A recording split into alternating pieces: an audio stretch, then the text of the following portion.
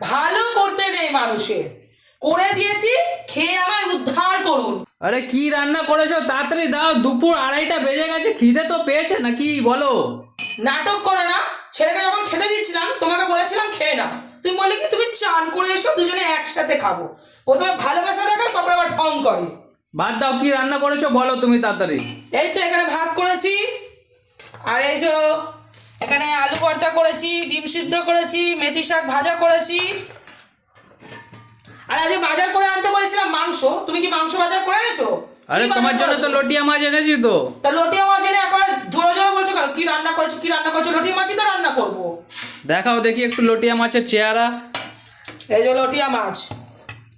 এটা লটিয়া মাছ এরকম, এটা কি মাংসের মতো লাগছে তো, এটা কি বানিয়েছো তুমি? সব সময় তো লটিয়া মাছের ঝুড়ো, লটিয়া মাছের টপকা এসব রান্না করি, তাই লটিয়া মাছটাকে আজকে একটু ডিফারেন্ট স্টাইলে রান্না করলাম।